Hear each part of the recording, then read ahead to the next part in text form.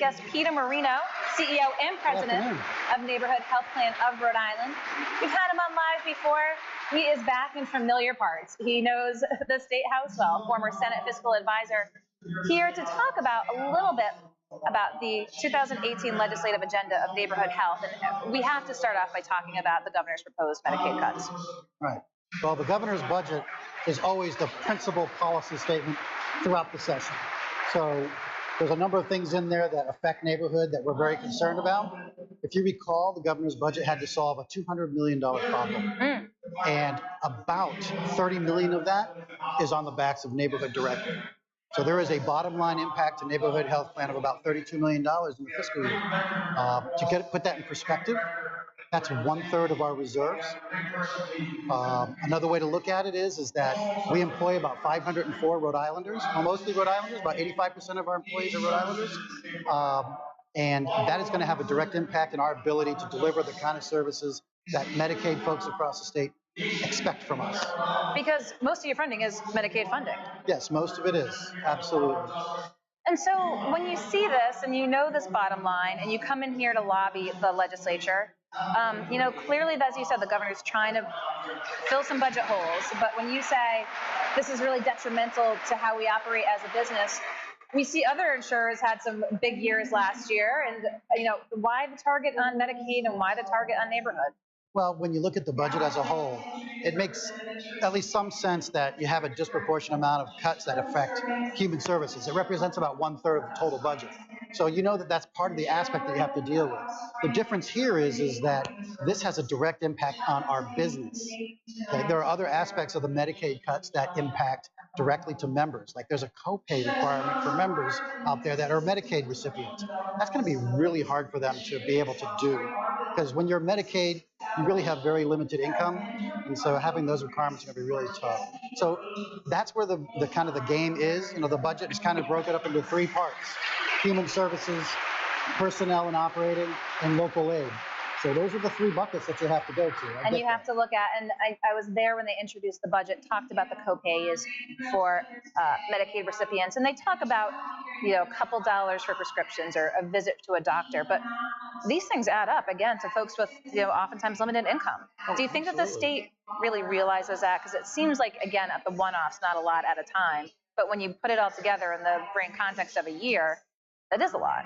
Well, first, to speak to the copays, it might not sound like a lot of money to many folks, but it adds up very quickly. And in fact, the federal government has a cap on how much income can be applied through a copay, 5% of their income. Okay.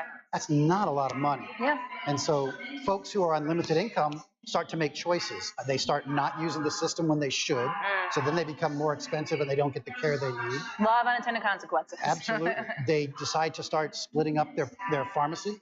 So their prescriptions, they start cutting the pills in half.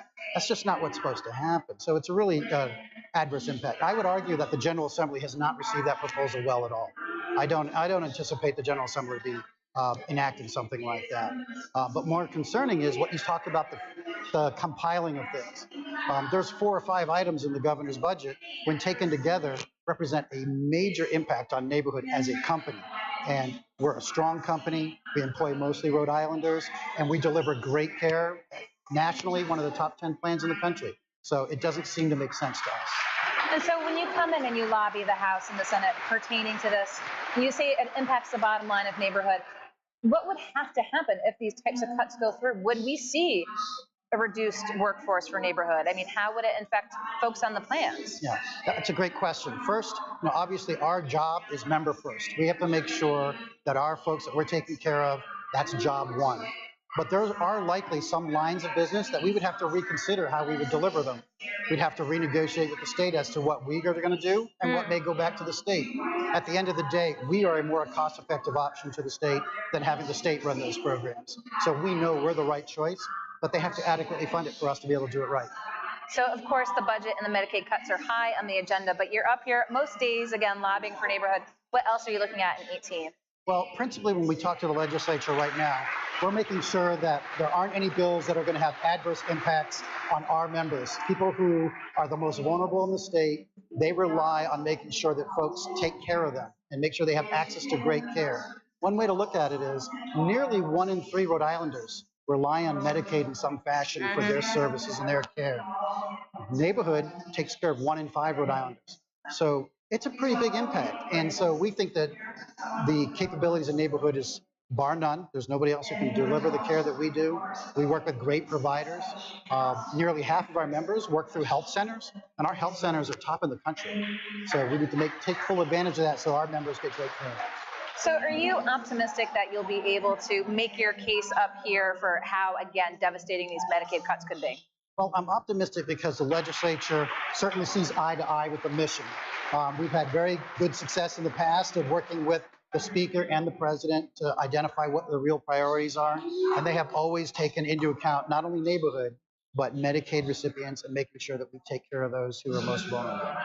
And of course, you're kind of asset to neighborhood. You really know the ins and outs of the budget process.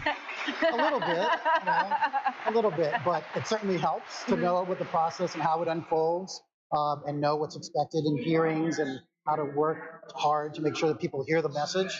So that certainly helps us, but we have to make sure we make a compelling case, and I think we do. That's what you're up here to do. Anything else you want folks to know while we have you here on live today, Peter? No, I think people should make sure that they voice their concerns with the legislature and say, hey, look, these types of reductions are going to affect me, or it's going to affect my family or friends.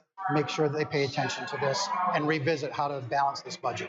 Okay, Peter Marino, CEO and President of Neighborhood Health Plan of Rhode Island, former Senate Fiscal Advisor. Appreciate your taking the time to come on live. Appreciate it. Don't go anywhere. We'll be right back here at GoLocal Live at the Rhode Island State House.